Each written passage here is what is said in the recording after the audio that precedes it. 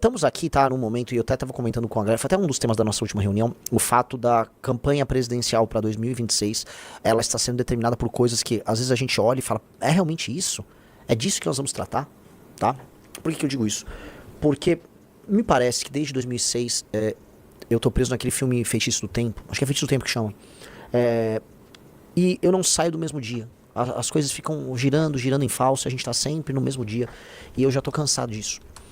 Em 2006, foi uma eleição que o Lula teve previamente o escândalo do Mensalão, em 2005, e ele tinha implementado, se eu não me engano, em 2004, Bolsa Família, e esse o filme da Marmota, o famoso Feitiço do Tempo, né, com o Bill Murray, né, que ele dormia e acordava no mesmo dia. Ele dormia e acordava no mesmo dia. Então, se ele ia dormir, quando ele acordava, pum, no mesmo dia. Se matava quando ele abriu o olho, ele estava acordando no mesmo dia. Então, ele ficou preso ali num feitiço do tempo. Né? E eu sinto que nós estamos no mesmo ciclo, né? Desde que Lula assumiu o poder e foi para a reeleição em 2006, que foi quando ele, em resumo, tá, de maneira, vamos dizer, bem resumida, entendeu que se ele comprar o voto dos mais pobres com políticas assistenciais, está tudo resolvido. E é isso que ele está fazendo até agora. É isso que está rolando até agora. Quando eu comecei a entender agora os detalhes da estratégia do Lula e do Fernando Haddad para 2026, tá? Algo que a gente já comentou bastante na live de ontem, mas quando tá claro e decidido, e vamos dizer, saiu uma pesquisa de opinião ontem, até postei uns prints dela, saiu, foi qual instituto mesmo que soltou? Não sei se foi Quest. Você fica meio...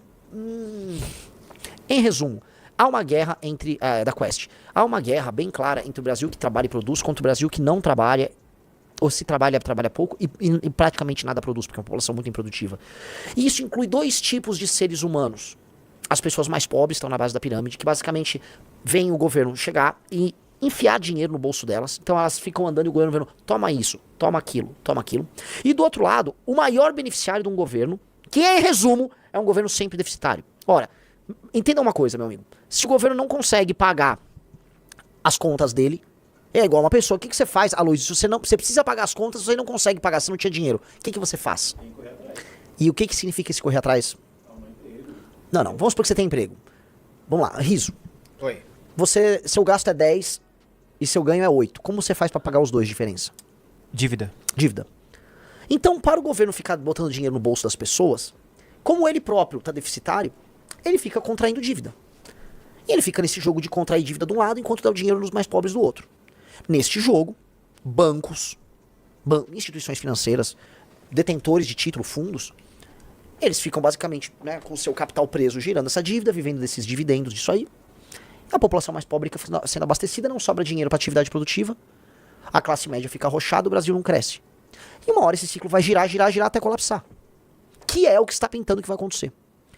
E é tão óbvio que isso vai acontecer, todo mundo tá vendo que isso vai acontecer, todo mundo tá percebendo que esse é um desenho de um país que é pouco produtivo, que não faz nada pra melhorar a sua própria produtividade, que é inimigo de reformas microeconômicas, amigas de quem trabalha e produz, que ainda assim as pessoas não se rebelam. Não há uma revolta por parte das pessoas, e os candidatos têm que enfrentar este modelo do PT, mentem e não traem um assunto como se ser trazido. Eu não vou ver já que sou, né, aparentemente pré-candidato, eu não estou vendo os meus concorrentes diretos sequer a vontade de abordar o assunto como precisa ser abordado. Você, meu querido amigo Ratinho Júnior, você Zema, você Caiado, você Tarcísio, vocês não estão comprando a guerra do Brasil que trabalha e produz. Vocês estão comprando um discurso genérico.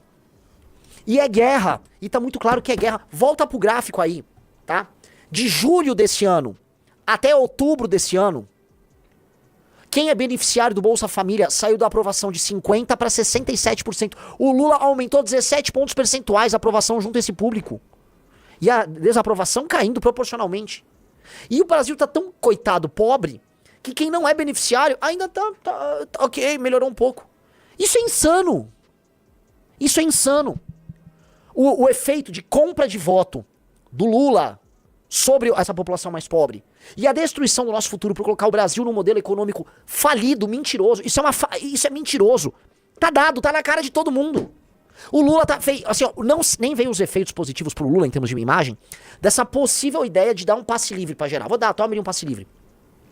Ainda não surgiu, mas isso vai ressoar inclusive com quem trabalha. Um trabalhador fala, olha só, não estou gastando mais. Mentira, você tá gastando. Vai ser através de impostos, né, e dívida, que esse dinheiro vai ser pago no fim dos dias, né? As coisas não se pagam sozinhas. Mas a pessoa vai achar que não tá saindo mais do bolso dela. Essas pessoas mais humildes, a mesma coisa. No fim do dia, veja, a tendência da aprovação do Lula é aumentar. Ano que vem, idem. E a tendência de reprovação dele, junto às classes médias, é de ficar igual. A questão é que a classe média já tá anestesiada, ela tá derrotada, tá anestesiada, e nos últimos anos a classe média foi levada a crer que o grande tema que ela tinha que tratar é a anistia. Meus amigos, o antipetismo ficou achando que o grande tema pra enfrentar um cara que compra os votos mais pobres é anistia. Não te deixa desesperado. É impossível que você tá vendo não fique desesperado, igual um maluco. Eu tô, é como se tivesse uma briga, você tá, sei lá, na escola, aí tem um cara que quer te bater. Esse cara tem a turma dele. Ele tá com a turma. É o Lula com a turma de amigos dele. O Lula dá comida, dá dinheiro, dá tudo pros amigos. Aí os amigos dele querem sair pra porrada. Aí a gente tem a nossa turma, que consegue ir lá brigar. Nossa turma é mais esperta e tal. Só que a nossa turma tá apaixonada por um valentão otário, que é o Bolsonaro. Aí esse valentão otário, sei lá, ele quebrou o pé. E aí a preocupação dele é: todo mundo vai fazer uma vaquinha pra me ajudar. Não, mas não, gente, a gente tem que se preparar. A outra turma vai dar porrada na gente.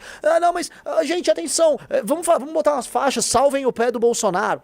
E aí a nossa turma nem se preparou pra briga, tá totalmente dispersa, e o outro lado lá, pau. Aí vai chegar a hora H, a gente vai tomar um couro deles. E mais, os outros caras da nossa turma aqui, eles estão tipo, não, temos que preocupar realmente com o pé do Bolsonaro. O Bolsonaro, ele tem que estar muito bem aí, né? Temos que lutar por isso. Esta é a pauta importante nossa, tá? E eles se odeiam entre si e vão ficar brigando. Esse é o jogo. E querem ainda agradar a galera do lado de lá. Ô, cara do lado de lá, vem pra cá. A gente é legal, eu vou cuidar de você. O cara do lado de lá não vai vir pro lado de cá. Sacou? Tá ficando bem clara uma espécie de uma divisão nesses Brasis que trabalham e produzem contra o Brasil que é pouco produtivo. E fica muito claro o pacto. Qual é o pacto? O pacto topo-base. Banqueiro ganha dinheiro. Quem detém títulos ganha esse dinheiro. A base da população ganha esse dinheiro para subsistir. E o meio é destruído.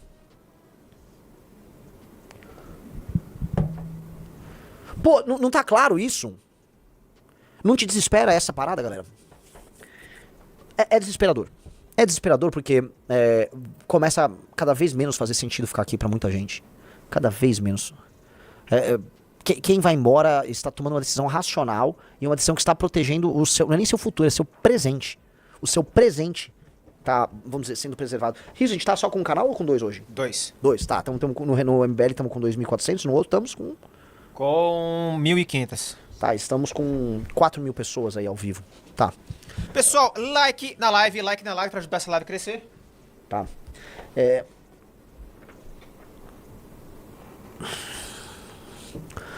Onde nós estamos chegando, né? Nós estamos chegando, portanto, num colapso em que o Brasil que trabalha e produz sequer dispõe de capacidade de auto-organização para poder enfrentar o Brasil improdutivo. E se a gente olhar, né, a gente fazer uma leitura do passado, tanto de 2013 quanto o impeachment da Dilma, com uma revolta por parte desse Brasil produtivo, o Brasil antipetista, contra o Brasil improdutivo, que é o Brasil do PT. Uma revolta. Mas também uma tomada de consciência. Uma tomada de consciência coletiva. O grande sonho, só pra vocês entenderem, o grande sonho dos marxistas sempre foi que o trabalhador, né, especialmente o trabalhador operário, ele tivesse, vamos dizer, um estalo, um momento em que ele tomaria ele agiria de acordo com uma consciência de classe social. E ele enxergasse a dinâmica de poder entre as classes de maneira muito clara. Pouco matizada, assim. É claro, assim, ali é azul, aqui é vermelho, sabe? E ele entendesse o outro operário, como alguém que pensa e age de maneira similar a ele e que vive de acordo com os determinados estímulos porque sofre as mesmas dores. Tudo isso que os marxistas queriam que acontecesse, que não aconteceu. E sempre foi forçado. Para começar pela Revolução Russa. Nos fenômenos de classe média, de tomada de consciência identitária, por vezes acontece. E no Brasil meio que aconteceu. 2013 foi uma febre, e aí a coisa toma sentido em 2015, 2016, e isso se torna uma revolta popular de classe média, tomada de consciência, formação de identidade, apropriação de símbolos nacionais. Foi uma série de coisas que criaram isso. Isso era pra ser positivo, porque isso deu em Lava Jato, isso deu em queda da Dilma, isso deu em prisão do Lula. A questão é que esse processo, nossa, eu sempre me repito nisso, mas poxa, é muito importante eu continuar com esse raciocínio aqui. Isso foi dar no erro Bolsonaro, e aí foi ser conduzido pela personalidade do cara, e era uma personalidade burra que não entendeu nada do que era o processo, é um sujeito pequeno e tal. E aí toda essa tomada de consciência, ela foi pra um caminho completamente errado. É como se, né, o famoso, o gigante acordou, né? As pessoas foram despertando, surge um corpo, surge um gigante, uga, uga, e ele cai num precipício, e se espatifa. Porque de um lado, veja, não é que há consciência de classe na população mais pobre que o Lula compra. a um coletivo de interesses e um sistema de estímulo quase pavloviano, em que a pessoa fica feliz conforme ela tem um interesse financeiro imediato atendido por parte do agente público. Então, é claro, né, e você criou ali, vamos dizer, uma cultura de dependência do Estado com base nisso. Você criou uma coisa meio que hereditária já, né? Já falei que tem assim, família que tem vó, filha e neta, as três recebendo auxílio de alguma sorte, especialmente Bolsa Família. E por quê? Né? O Lula, ele estabeleceu um vínculo com ele disso. Essas pessoas não são organizadas, mas ele consegue ter um controle férreo em termos eleitorais. Aí ele vai tomando os outros setores de pressão. A esquerda militante dentro das universidades, formando, vamos dizer, capital humano por aí, formando jovens, tanto que você tem muito jovem de esquerda, naturalmente. Aí você tem o funcionalismo de todos os sindicatos ligados ao funcionalismo, todos eles muito à esquerda, muito pró-PT. Você vai tendo elementos dentro da, já citei os sindicatos, mas elementos dentro da máquina pública por consequência disso. Você vai ter a agenda identitária que vai pegar gays e mulheres, especialmente mulheres não casadas nesses elementos urbanos. Ou seja, você forma um coletivo ali, um catado que hoje no Brasil é majoritário. E ele, por mais que a gente saiba que o projeto de poder do PT tenha inúmeros questionamentos dentro do campo da esquerda, é natural que tenha, porque é um projeto que dialoga com o interesse de banqueiro o tempo todo, né? Ele mantém o Brasil nesse ciclo, que o banqueiro ganha e o pobre subsiste, e é um modelo por si só falido. Mas, por mais débil, por mais críticas que a própria esquerda faça a isso, ele ganha, sacou? É um modelo frágil, ele não vai a lugar nenhum, ele sequer entrega o tal do socialismo que eles querem, mas ele ganha. E ele é um modelo que é feito pra ganhar. E ele ganha. Então, é como se as esquerdas ficassem presas assim, a gente ganha, mas o preço é que a gente não vai fazer nada.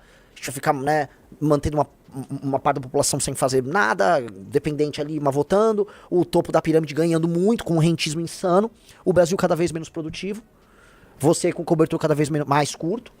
Então, tem um preço ali, e, né, mas tem um colapso também apontando.